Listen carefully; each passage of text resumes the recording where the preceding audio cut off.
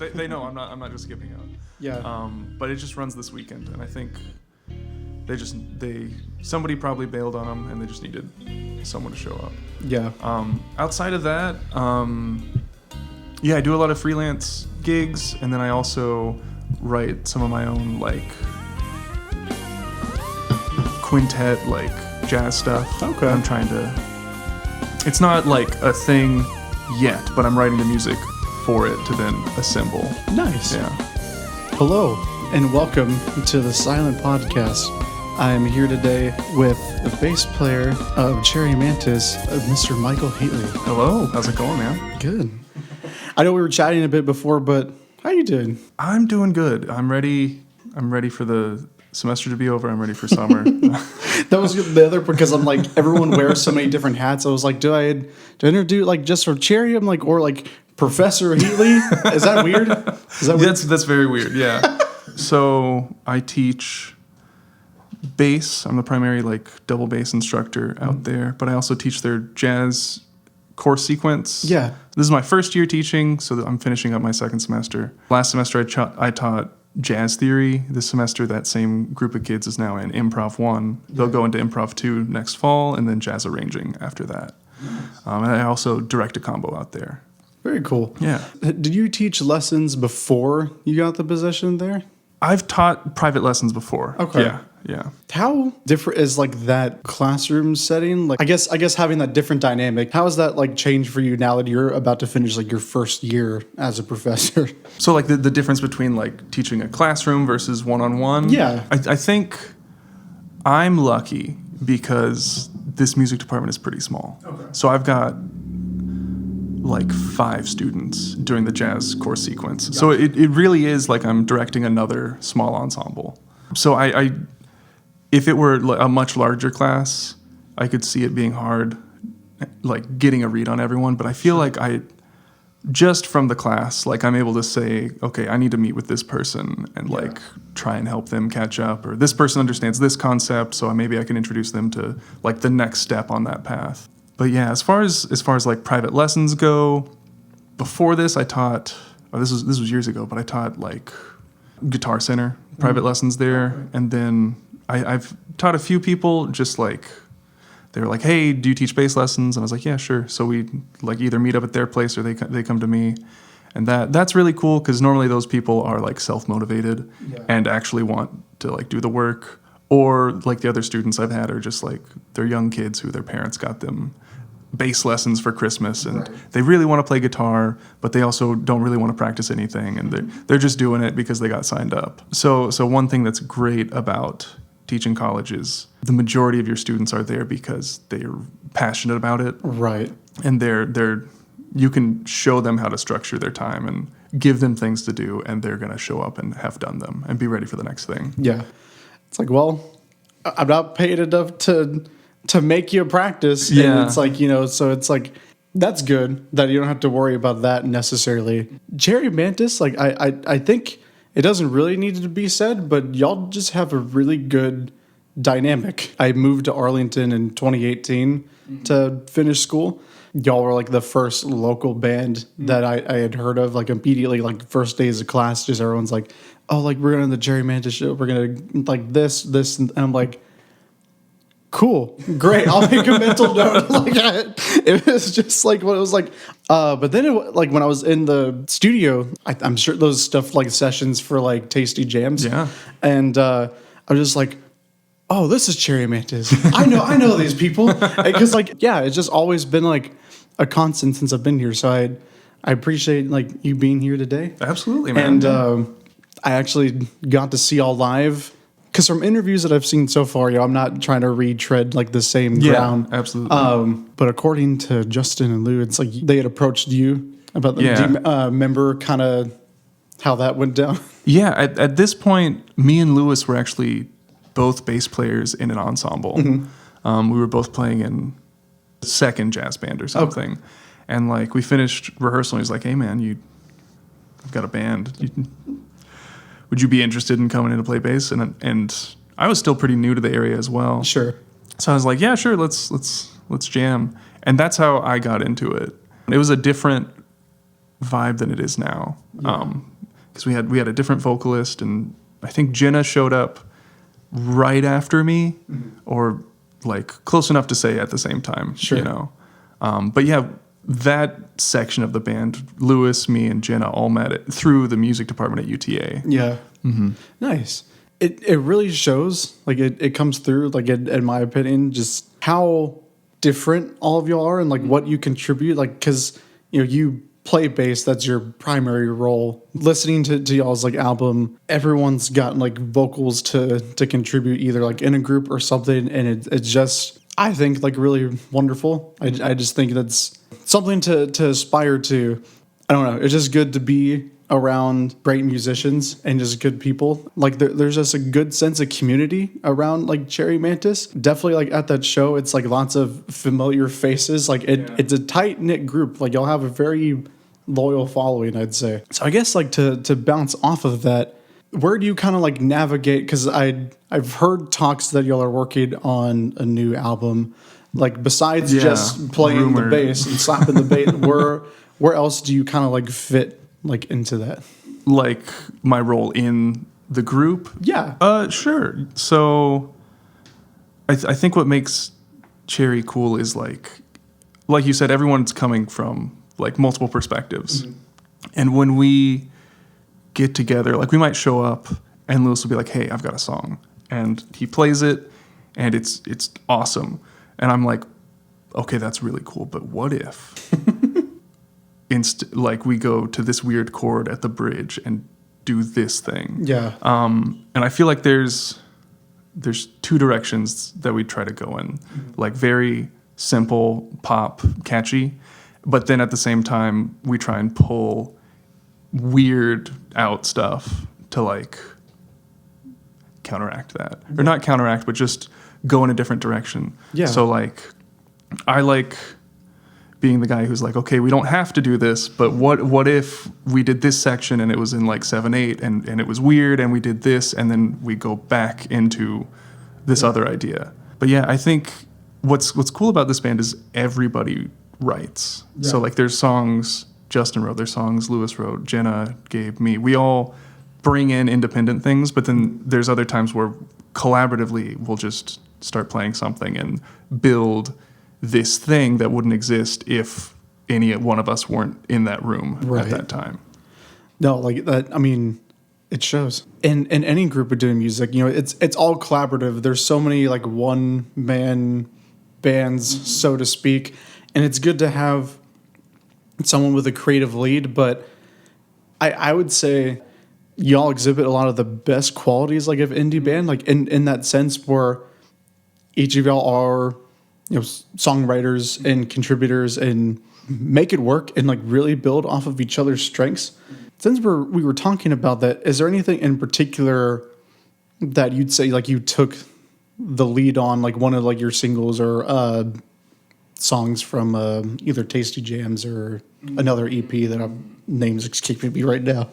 As far as like a tune that was really or something meaningful to you, yeah. I mean, so on like our first album, as well as Heat Wave, I've got a song that I wrote entirely and also sang. Yeah. So those are fun. The first one is Heavy, if you've heard that. Yep. And then the second one is Stay. Yep. So those are two tracks that like I wrote completely and just brought in and was like, hey, can you guys play this? Yeah. And yeah, they were all like, yeah, sure, that's great. And when y'all were kind of first getting like your footing and figuring out those dynamics, was there any kind of reservations of like, from your perspective, like just a fear of like, this song's not going in the direction I would think, Okay, so I think there's sort of like an unspoken thing, like obviously coming into a group and sharing like something you created is inherently vulnerable. Yeah. So I feel like there's an unspoken rule of like, this is a safe space. You can suggest whatever, but like this is that person's thing. Right. So like, yeah, you might have a really cool idea and you might be able to take this idea and twist it into something completely different that's really cool.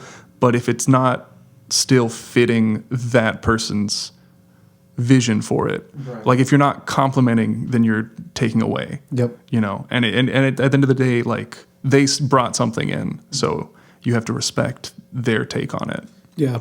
How is writing something for like Cherry, like, you know, different than some of the combo stuff? Like, where is that segment like in your brain? Because there's a lot of overlap. Where do you make that distinction? Yeah, I feel like there are like two mindsets you can step into. You can be hyper analytical and hyper technical, and that might be good for like combo like jazz writing. But at the same time, you want to step into the position of being like a songwriter, and so maybe like write lyrics first and try and see like if there's a sound that comes from that, and try and think abstractly to generate content, and then you can apply like your music theory knowledge or whatever to sort of structure that. It's like you're stepping into, or you've got your footing in two different places, because you can't be so analytical that you're not artistic anymore, right? You know. I'm sure, just based on the way you've said that like from experience, is there like in particular like a story you can think of like it's like, okay, this is getting too theory heavy for like a Cherry song? Not a specific story, but that is something that I have to like remind myself of, because I'll be like, okay, yeah, we could play this in 5, alternating between like 7 and 6 as well, and like it'd be really cool, but also no one wants to hear that. Yeah. You know, so yeah, there's just a balance you have to find. And like as far as writing for Cherry, that's just a different kind of thing as opposed to writing for a jazz group. How much consideration do you take in, like, as far as like knowing your audience? Like, because you're saying it's like, well, no one wants to hear a super technical song that like with these time signature. I mean, I would love to hear y'all do something like that. That's just me. Just I'm weird. Full blown dream theater. So I'm like, maybe that sparked a little like something for the next project. But I guess for you personally, it's like what do you take in consideration then when it's like, okay, if this is gonna be for the next like single or next like, you know, song in the album, like what's kind of that thought of like who's gonna hear that, you know? Yeah, I guess it's not so much like who's gonna hear that, but like back to Cherry Mantis being a group of like 5 very different people. Yes. I think I come from the perspective where like I respect each of their musical tastes and opinions, and I recognize that it's different than mine. So if I can do something that like, if I play a bass fill and Justin reacts to that and is like, oh crap, that was cool. Okay. Like, then I'm like, okay, I'm heading in the right direction. Yeah. Or if I can, like as a bass player, your job is to support the people around you. Right. So if I can make choices and decisions that enhance what they're doing and maybe bring out the direction they're trying to go in, then I feel like I'm doing my job. No, that makes sense. Because like, I mean, that obviously you want your bandmates to be happy about it, and like y'all being friends. That's a good way of looking at that. I respect that. That's awesome. I mean, of course you want, nice. That's cool. I mean, because I mean it sincerely, you know, and just at any like good band, like in musicians, you want that, and I think that's where things like fall apart. Where it's like, oh, we started a band, and it's like, what are we like we all like metalcore, okay? And it's like not. You're like, all pulling from the same perspective. Yeah, and that's important, like to stand out, especially with indie, because it's just fun. I'm not even asking a question. I'm kind of just like complimenting y'all at this point. But what your thoughts like as far as like keeping that like element like going forward, like of finding new things to write about while still being relatable? Okay, yeah. I guess the way that I personally like write lyrics is I have a notes app on my phone, and I just write down random things if they pop into my head, like an insane person. And then I sort of organize them later, you know? No, it's like having a journal. Yeah. But it's just in my pocket with me forever.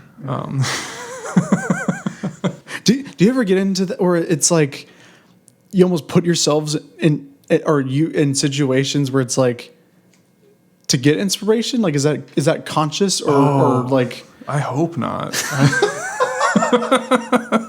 Really? Yeah, no. Yeah, I think so. Like the first tune that I wrote for Cherry, Heavy, that was me processing like a breakup of like a horribly toxic, bad time in my life. Yeah. And I think that's why it was easy to write about it, because it was a way to like filter that and then express it, and then okay, I can let go of this thing now. Yeah. And that's part of why we don't play that song, because it puts you back in that mindset, you know? And it's like, oh, I left these emotions here and I don't need them anymore, you know? So, and then the second song, Stay, that was more, I'm trying to pull away from drawing directly from life experiences, because I'd like to have songs that I like to play. So that's more abstract and not a direct like event. It's more just like a collage of emotions that inspired those lyrics that I then wrote music for. That makes sense. One artist that I've really got it into is Andy Schaaf. I don't know if you've checked him out much. I don't think so. So his writing style is like what I would aspire to, because he writes really grounded human stories. Yeah. But every album is a concept album, and it's not based in reality. It's just like a novel, but in musical album format. Okay. Because I love that, because I love me some tasty jams. Yeah. I'm gonna keep making puns there, but I'm like just a collection of just like good songs, and there's a way like to do that like artistically, because I'm a stickler for like track listings and kind of like how one thing flows into like instead of it being a collection of singles, it has to be a journey, right? Yeah, exactly. Absolutely. And streaming platforms and the algorithm, like I hate talking about that stuff. I hate the discourse that's surrounding that. I guess since I brought it up, I'm like, are you scared? This sounds like an infomercial. In general, or in general, it's like, yeah. Do you have any kind of anxiety? That's a loaded question as a musician. Are you worried that AI is gonna take your job? Oh gosh, I hope not. It could. I mean, I think maybe not this generation, but if AI gets to the point where it can just generate art, whatever that is, right? And then you have children who grow up with like, oh, I have an art app, so I'll just click that and it's going to make something for me. Then maybe that generation grows up and doesn't understand why we need people to make art. That's actually an interesting take, because that's something I haven't considered, because I'm not an advocate, because there definitely are harmful, like especially in these growing like stages of it, like just especially like with the visual arts, where it's like people's like whole style is getting stolen. Yeah, just ripped off. That's completely. Where it's a concern. Or even like, it's not quite there yet, but some of the voice AI where you can make someone say something incriminating, that's kind of the scary part. When it comes to this topic in particular, try to be kind of optimistic. Yeah. Because there is a lot of good it could do. Yeah. Absolutely. Because it could like also be like, because I see what yours is like maybe like 10 years from now in a generation that's just available, and maybe like this sounds kind of like boomer-esque, like that kind of mentality where it's like they don't understand what it's like to actually like have to like do their craft. But it's like the optimistic side of me is like, well, this can enable someone who maybe like doesn't have the technical skills like to get their vision out, because the AI, it's being fed human creations. Yeah. At some point, if it's just all AI generated like content, it's going to just be a feedback loop of the sameness. And where it's like you need the human input at some point to then put something else into that circle. You're familiar with the Turing test, right? Yes. Yeah. They're not even trying to code it to think like a person. That's not even like we're not anywhere close Yeah, to that. absolutely. It's just mimicking Yeah. to pass the test. I actually read an article about like there's an AI that was trained to play Go, which is like this super. It's like the oldest board game ever, and the AI beat the world champion in Go, and like he just crushed them. Yeah. And it was depressing, and it led to that person retiring. Really? But they did a study on that AI, and they realized that the AI doesn't understand how the game works on like a basic fundamental level. Yeah. So right now we're able to create AI that has the appearance of intelligence, but they were able to beat it with like a really basic strategy just because it didn't understand the fundamentals of the game. So when the person wasn't playing like a grand, like high level player, it didn't know how to play against that because it doesn't understand the objective. Interesting. And they were able to beat it like, I think 90% of the time. Okay. Just by using like a basic, like level 1 strategy. That's a little reassuring. Well, it's reassuring, but it's like a double-edged sword because what happens when we have an AI that presents itself as being like all-powerful or whatever, like the AI. Yeah. And let's say we give it control over like an economy or like some sort of high-level task, and then it's presenting as if it understands this thing, but in its operation it has no clue, like no actual understanding. Yeah. That's always the concern in the realm of like sci-fi, like dystopian, whatever. But it's like, hopefully, we're smart enough to have a kill switch of some kind. I think that's always the thing. It's like, all right, turn it off. Yeah, it's like somehow. I think that's where I don't know. I don't want to get too heady on it, but that's you've given me a lot to think about because. Jesse Katz, one of my best friends, he was on the first episode of this podcast. Him and I will talk about chess. Mm-hmm. I've actually been trying to teach my girlfriend chess since digital computers had been like used, like that's been in consideration where people have built like computers just to play chess. Mm-hmm. So like Jesse, I will talk about that as far as like the grandmasters, like that completely escapes me. But he's really into that. Mm-hmm. So it's interesting that it's programmed to almost like have these pre-calculated like sets. It's like here's where it could branch off into. The way this machine is thinking about this, it's not conceptualizing your intent. Yeah. It's been loaded with millions and millions of games. Mm-hmm. And there's only a set number of combinations of moves that one board state can move into the next. Right. So it knows for whatever reason, like, okay, in this board state, I should do this move. Mm-hmm. And it's making decisions based off of that sort of like flow chart. Okay. So it doesn't understand what it is doing. It just knows like this is the best move, so I'll do this. Yeah. We'll move on to another topic, but if you at home are worried about it, it's like I don't know how many times it's like we're okay for now, but be cautious. I guess that's my word of wisdom there. Well, I guess I want to talk about, because we talked about Cherry for a bit. Is there anything else you want to add the discussion there? Big things coming soon. Yeah. I could imagine. Like I am eagerly anticipating it. So yes, big things to come. Y'all are available on all platforms, right? Instagram, Facebook. We have a TikTok. That's all of them. Twitter. Because I know it was your predecessor that came up with the name. Mm-hmm. Is there even like a meaning behind Cherry Mantis? I think the thought process was this would be a cool band name, you know? It's true. Yeah. It very much is. I was watching the interview with Chill Sounds and Breakdowns. Yeah. It has kind of just a cadence to it, you know? Yeah, I know if Lewis could, he'd probably want to change it to like Kid Pineapple. He was pretty excited about that name, but it was too late. No, it's a staple now. Yeah. It's a brand. No, like I was just curious, like if it's just one of those where like it sounded cool. Yeah, no, that's it. Yeah, there's no meaning. It's just this is what a cool indie band name would be. So yeah, we'll do that, and it fits. It fits the vibe. Well, I was gonna, because you talked, I think before we started recording, about a musical. Have you done like musicals before? Yeah, so before I moved out to DFW, I lived out in Tyler, Texas.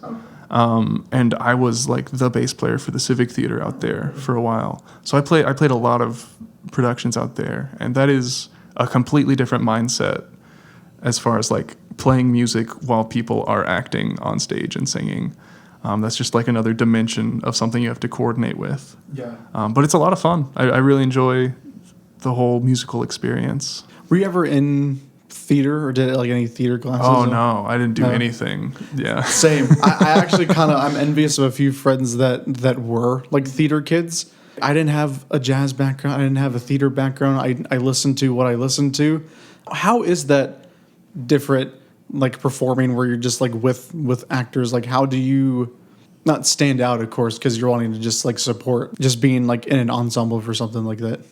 Yeah, I think the biggest difference is like the way actors conceptualize music is just fundamentally different than the way musicians conceptualize music, especially because they have like physical choreography that they have to coordinate on top of delivering lines and singing.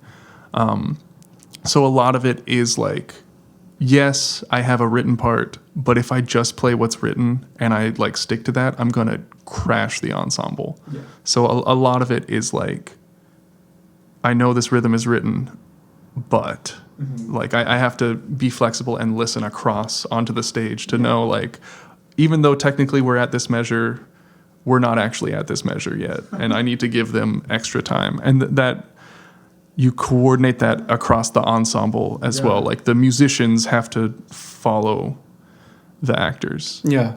Because that's what any kind of, in the pop sense, it's like, the vocalist is always right. You fall, like, if something's up with the form, it's like you just have to follow along. And wherever the melody is where the melody is. So. Yeah. That's interesting to think. Like, so it's like, so you're like, are you like usually on stage or like down or? It depends. I've done some where I'm on stage, and I've done the majority. You're like in the pit. Yeah. Yeah. That makes sense. Because visually, like while doing like live sound, a lot of it is visual, where you're looking like for cues on stage. So are you like just following the actors, and then the rest of like the like having to balance that? Or a lot of it's like listening for specific lines. Okay. So like when they say X thing, that's where measure 57 is, and from there you have to follow them. Do you enjoy the process? It depends. Yeah. It can be really fun, or it can be really frustrating. Yeah, I can imagine. So that's because that's sort of like I really am like open to anything and everything, because I think from a production like standpoint, I always see the potential of something. Like here's what I'm seeing. How can we make this as best and like it can be, which is that's all you can ask for. Well, I guess. Are you ready to talk about some of these song picks that we had? Let's do it. So beforehand, we listened to Power to the People by Joe Henderson. Before I talk about some of my like first impressions with it, tell me a little about the recording. Because is that the original of this? I'm assuming it's a standard, or because I know the name. I know Joe Henderson. Yeah, it's not a standard. Like if you called this, people would probably be pissed at you. I'm just so like out of that of like what. Yeah, so it's cool. Joe Henderson is one of like my favorite composers, and this album specifically, "Power to the People," is like a really interesting point in like the lineage of jazz. Okay. So it's like kind of transitional, like leaning into fusion, but still elements of like traditional acoustic jazz. The album as a whole reflects that as well. So like you've got Ron Carter on bass, and he's alternating between like upright acoustic bass and electric bass. Same with like Herbie Hancock. He's on piano, but on this track he's playing like a Fender Rhodes. Yeah. So it's like a lot of the timbres are more modern. That sort of gray area between like bebop and fusion is one that I really enjoy. That makes sense. So like was this 70s. Like the recordings for jazz. 69. 69. Yeah. So just on the cusp. Right into that. Yeah. Because that is really like, because I heard both, because they like take a lot of liberties with how aggressive like some of like the rhythms are. Because anytime anyone's taking a solo, there's just straight like 16th notes just like over and over, just pounding you like on some of like those grooves.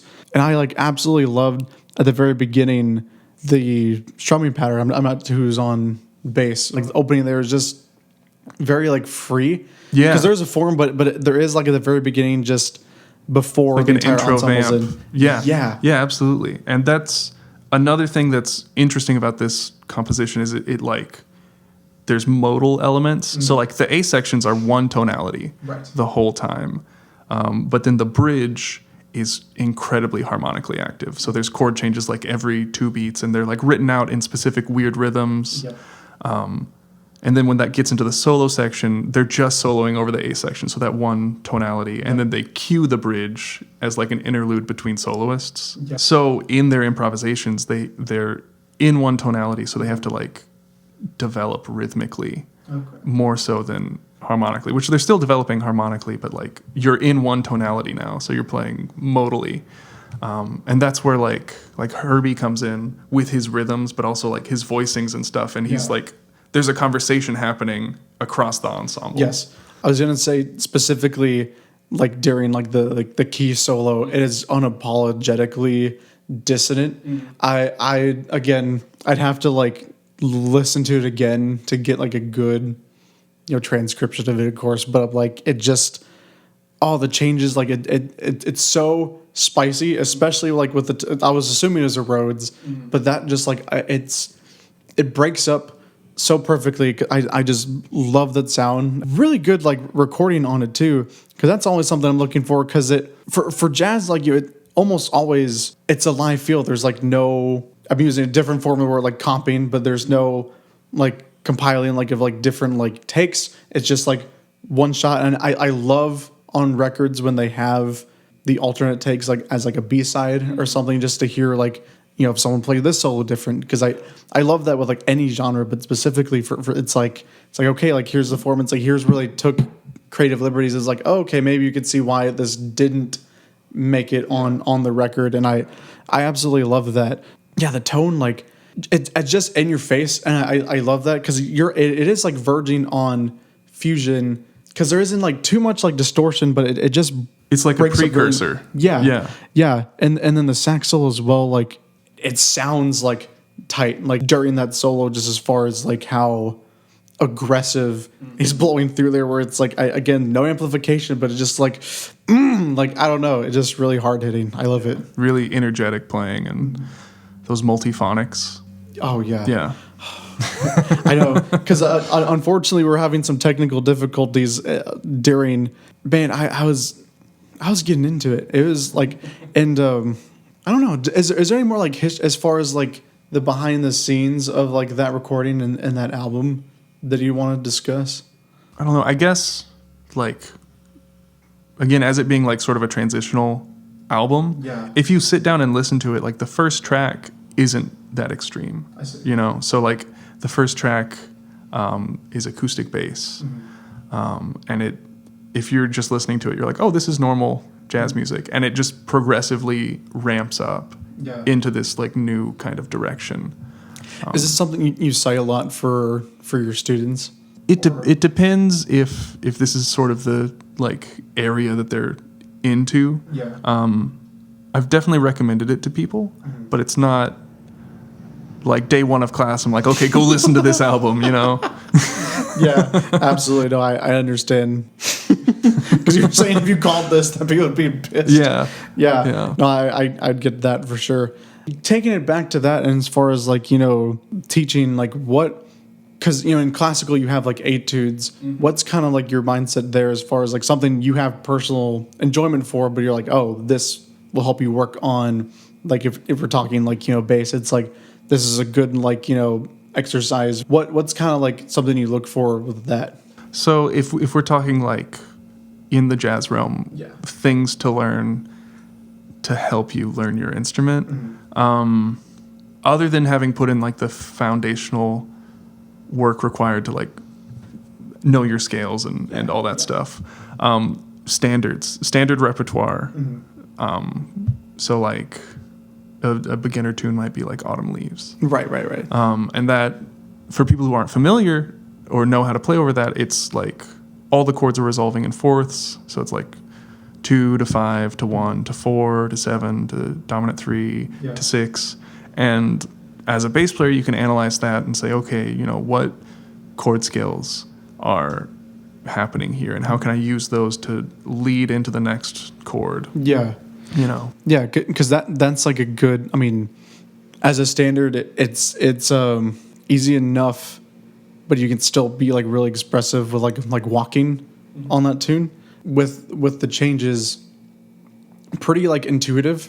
Probably like to like just walk before you run. But yeah, but I mean, as far as like learning that skill of being able to like look at chord changes and walk over them, you kind of have to isolate your chords and say, okay, like minor 7, how is this chord functioning? yeah, How can I play notes on my instrument that imply that sound? Because as a bass player, you're never playing chords, you know? I mean, you can, but not in this context, right?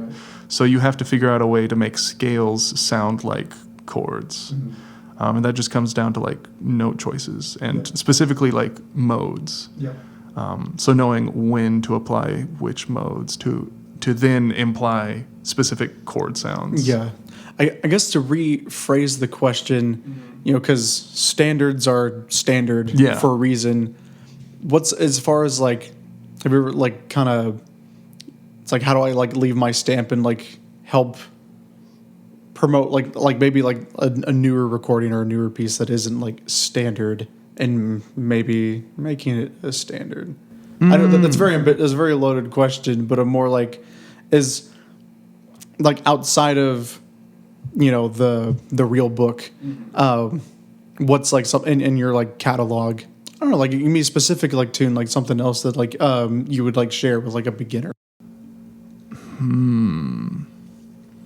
I feel like a beginner is still like you have to learn the standards before you can learn the tunes outside of that. I might try and find something like maybe if they're not interested in jazz, I might try and find something that sort of bridges that gap, just to sort of pull them in to the jazz world. Yeah.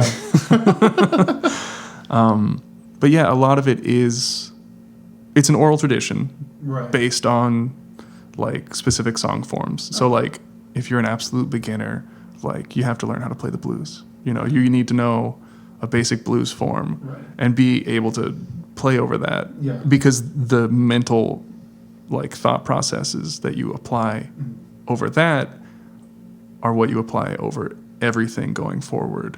You know, so there's definitely like some specific foundational knowledge that you have to get before you can go learn some more modern weird out stuff. That makes sense. Yeah, because I mean, I could give them specific things, but it would just be like I would just be like going to a standard and saying, okay, like what's the thing that's happening here, and then distilling it down to some sort of process. Yeah. So you're almost kind of like, look at this, tell me what you find, because that's a lot of, you know, because I haven't talked about like the next song we're going to talk about too much, because that's a lot of what I like to do with music. It's like, what do you think is happening here? I'm trying to trick my students into teaching themselves. Yeah. You know, because like what you learn in like music school, yes, you learn how to play an instrument, and yes, you learn like the skills to do that. But the real skill you're learning is how to teach yourself, and specifically like time management. Like those are the two biggest things that you get out of a music degree. You know, so if I can teach them how to say, I want to learn a tune, and then break down the steps required to do that, and then execute that, they're set, you know. So if they can figure that out, they're going to be fine, and they're going to continue learning, you know. So if you're interested in playing bass at Tarleton, you're in good hands. If that's anyone in the audience right now. I guess before we move on, someone who might be struggling to find motivation, someone who is looking to take music seriously or get into jazz and start, playing, but is struggling to find that motivation, what's some advice that you would give them? I guess like foundational to motivation is having goals. Yeah. So like maybe ask yourself, why do I think I want to pursue this? And where do I want to be after I've learned how to play or whatever?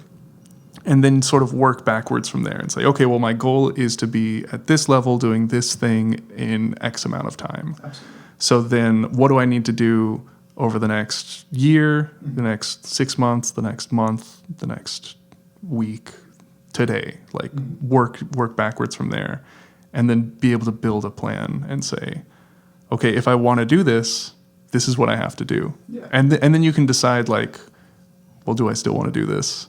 Or do I need to adjust my goals to then better reflect what I'm able to commit to? Nice. Absolutely.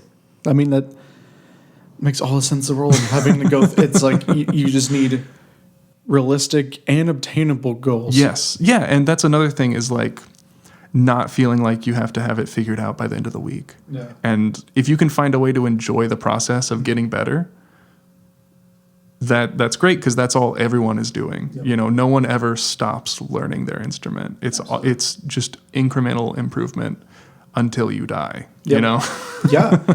Yeah. That's a good way to put in perspective. Well, are you ready to talk about Altın Gün? Let's do it. So we listened to a Turkish band that I'm quite fond of, that's been making their rounds for the last 4 years. They have a pretty good following.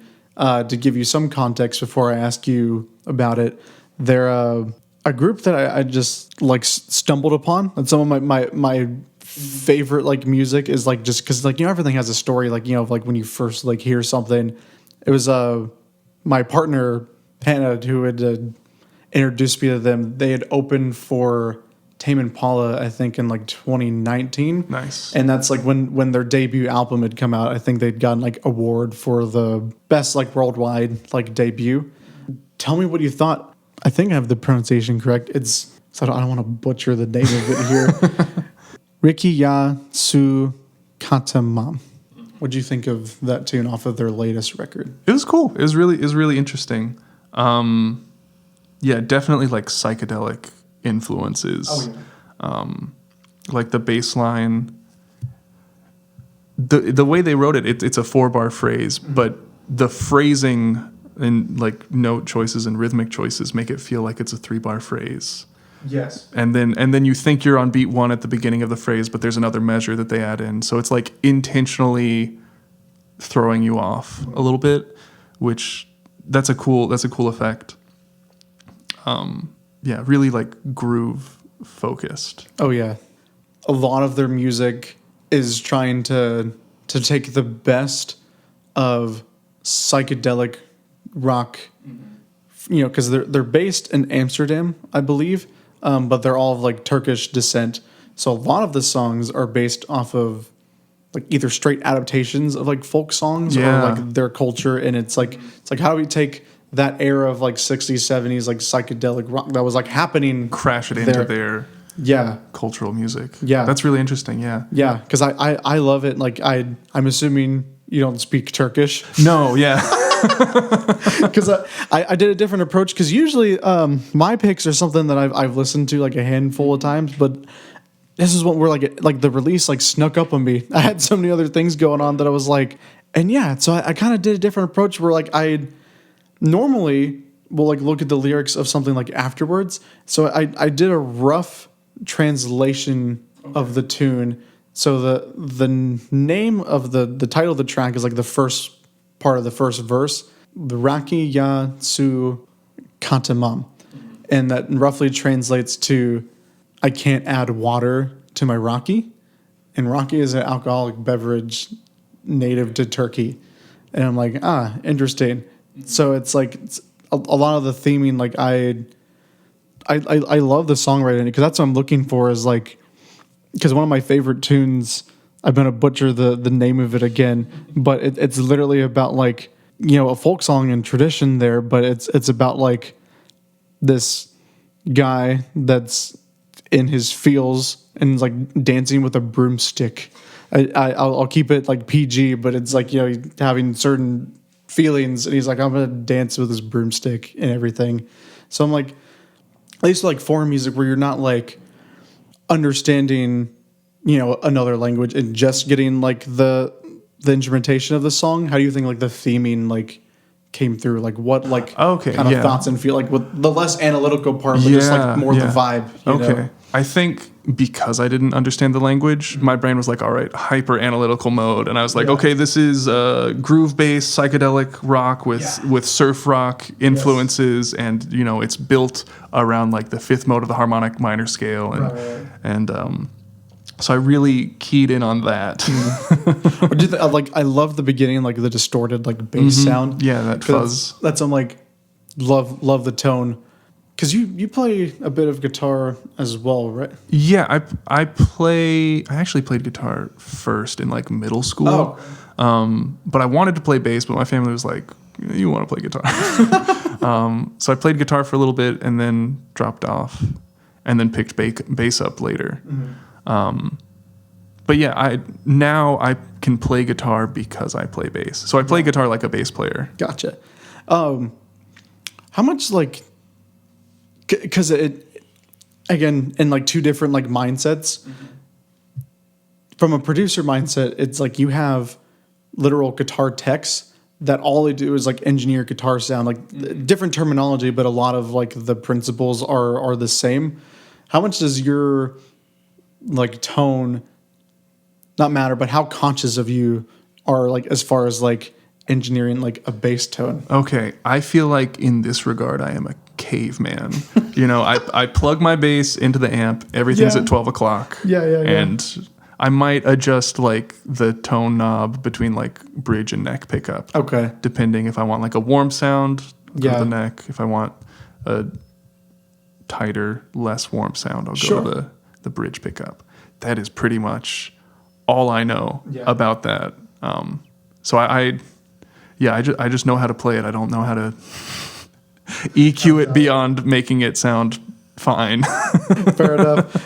Because I always find it interesting because like like knowing some guitar players that go down this rabbit hole. There is a deep tone rabbit hole that you can go down if you want. Because knowing a bit of engineering, I'm like, okay, I like how this sounds. I know how to kind of achieve what I want, but I also am like a degree of like experimentation. I'm like, because again, you're kind of like supporting in that role, and it's like you want it to stand out, but not too much. There comes a threshold where like maybe the bass player would like to be louder, but then the bass is louder than everything, and you're no longer supporting, you're leading from the bottom, you know.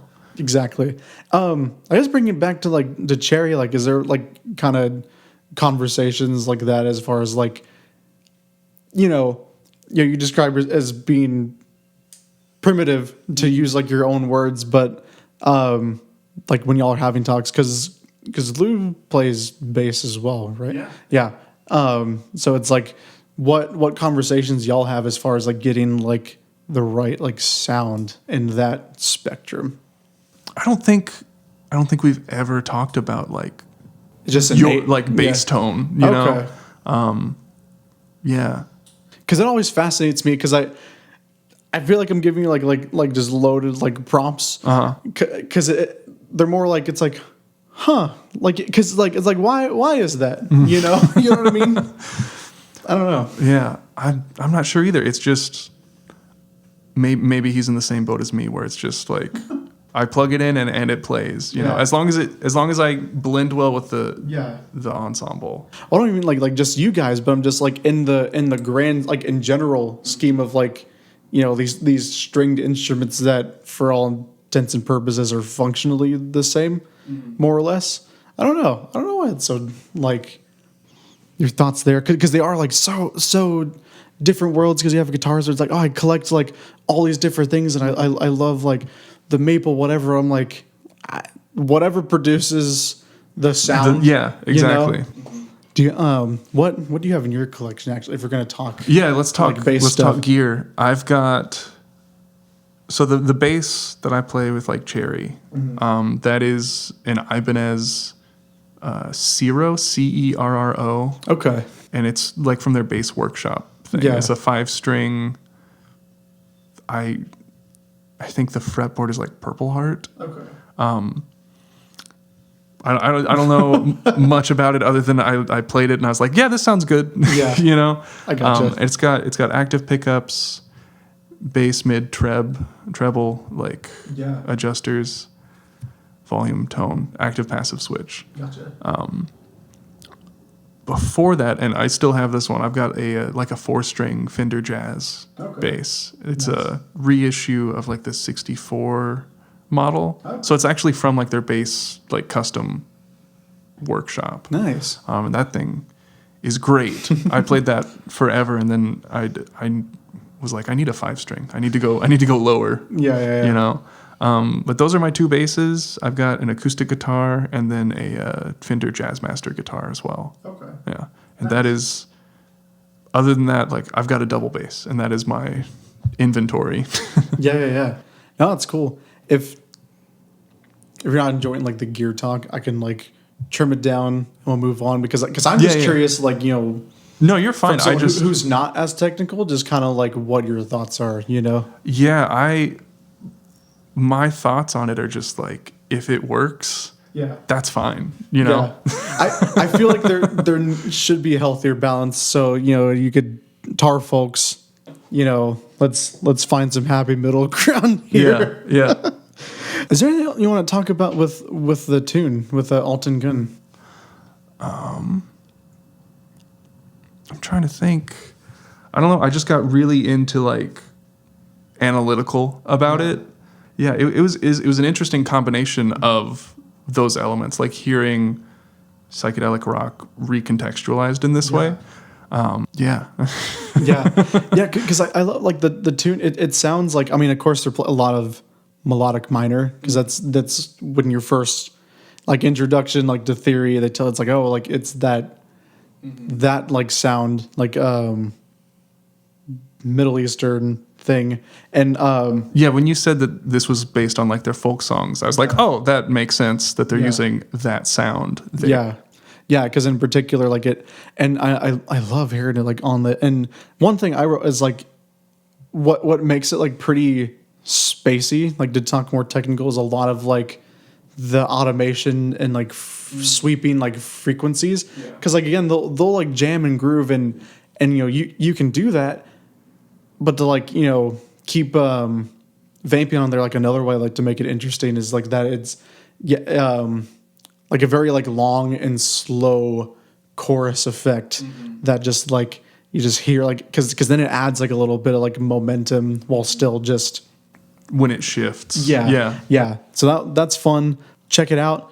Definitely, because there's no like good translations. I literally was going line from line because a lot of like the songwriting structure is like title of the song, it's that, and then repeating. Because like the theme, it's kind of like the first verse, you know, talking about like the drink itself, and it's like, oh, like, you know, it's a habit. Like I need you.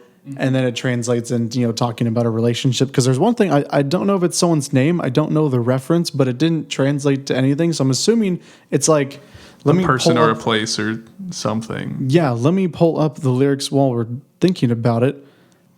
If I can't find it, that's fine. But one thing that stuck with me is at the end of the chorus, you know, because it's of like, you know, because this is where I thought maybe it'd be interesting from y'all's perspective to kind of like wrap stuff up. Because it feels like the theme is like kind of comparing like alcoholism to like a toxic relationship. Where it's like, because I know there's a phrase in there and translated to loving is my habit, where it's like, you know, it's like I want to like give this love to something. It's like, you know, to this drink or to this person.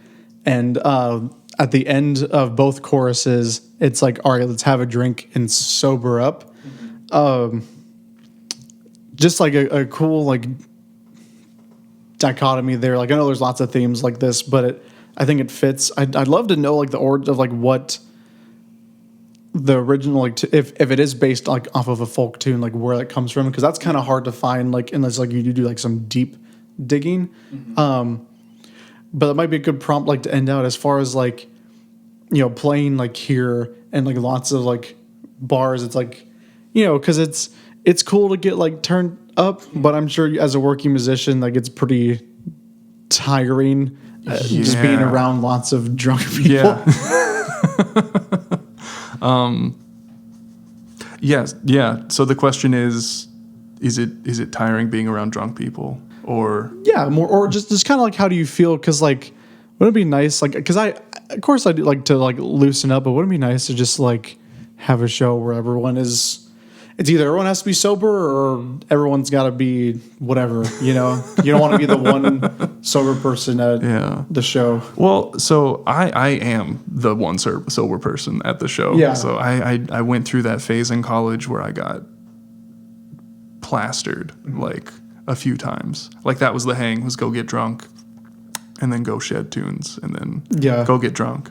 And since then I haven't drank in over a year at this point. Yeah. And I don't miss it.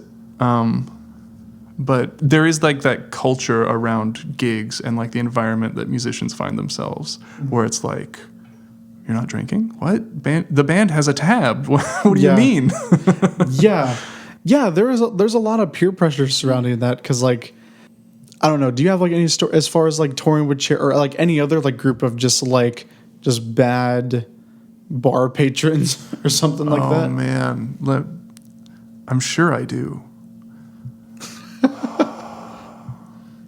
Man, there's nothing off the top of my head I can think of where like someone was being like belligerent or anything. Yeah.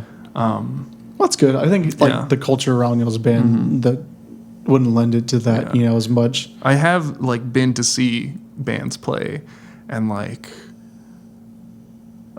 this one dude was like up front, completely wasted, having the time of his life. You know, like he is the main character right now. And like the band is playing crazy music, and he like gets up on stage, and the band just immediately stops, and it's dead silent in the ensemble. And like the bass player's like, "Hey man, you got to get down now. This is not okay." Yeah. And he like stands there for a sec, is like, "Oh crap, I just ruined the whole vibe." Yeah. And then he got down, and the band picked back up. But it's nice. Yeah, some people get really excited and really drunk and think that they're part of the experience. Yeah. Since you've had lots of experience like in Arlington here, like in the scene, where would you like to see yourself, Cherry, in the next 5 years? Oh man. That's a big question. That's a big question. That is we're in the end game now. Yeah. I would like to see myself playing bass and also having health insurance from playing bass. That would be ideal. Which, I might be able to do through Tarleton if I get some more hours there. So that might be covered. As far as Cherry, I kind of want to just see how far it can go, you know? Because, like, we've got some stuff planned for this year. I'm not sure how much I should say right now, but, like, I'm really happy with this upcoming album, this upcoming collection of songs. Yeah. And I think I just want to promote it as much as possible and just get it out there, you know? Yeah. Y'all have, again, for probably the 11th time, just a very beautiful dynamic, a very good thing going, and I feel the same. I want to see y'all go as far as it can go. Mm-hmm. Is there anything else, any other ensembles you'd want to plug today that you're a part of, or any other upcoming projects that you're excited for? Not currently. No. Yeah, Cherry's like the one group that I like align myself with. You know, other than that, it's a lot of gig work. As like a personal project, I want to start writing. I've already started this, but I want to like finish writing a collection of songs for like a quintet, sort of in that vein of A Tune We Listen to, Power to the People, that sort of area of composition. For sure. So maybe I'll try and get that wrapped up and do that this summer. But as of right now, that doesn't have a name. It's just in a folder on my laptop, you know? Yeah. Because I'm excited. Like, I'm excited for anything. I love seeing, you know, like I mentioned earlier in the episode, just kind of seeing like how y'all have grown, like since I've been here in like 2018, like those early beginnings, because you guys have a lot of traction, and I can't wait for what's next. Like as a friend and as a fan, I'm very excited for you guys. Well, thank you. Yeah, that's great to hear. Yeah, absolutely. This is what I'm about. Like I think it's important to have these one-on-one discussions where it's not always like, it's like, okay, like, you know, because I know I'm asking you about like the next thing, but it's like, you know, just real like talks, like the algorithms and all that can take you so far, but it's like y'all have done like a lot of like boots on the ground work to get like where y'all are at, and it should be appreciated. Well, thank you. Yeah. Thanks for coming on the show, Mike. Absolutely, man. Everyone, check out Cherry Mantis if you haven't. I'm gonna have Boy Rothling and OK Lely on the next episode, so look forward to that. Where can everyone else find you on the social medias? Oh yeah, so my Instagram handle is at Heatley Meatley. So Michael Heatley, but you swap the H and the M. I don't even think that registered. Yeah. I just saw, I'm like, oh, it's Michael. Like my brain filled in the gaps. Yeah. Yeah, that's pretty much, if I post something, it'll be on that account. You know, if you have Facebook, I also have Facebook, and that's just my regular name. Look forward to it. I'm looking forward to your quintet. So whenever that happens, let me know. Yeah, for sure. I'll be sure to post about it and all that stuff. Thanks again, Michael. Absolutely, man. Appreciate it. I figured a little bit like out here, so I'm just litter recording stuff. Yeah. Yeah. Cool. That was fun. Yeah, absolutely, man. Does that work? That's fantastic.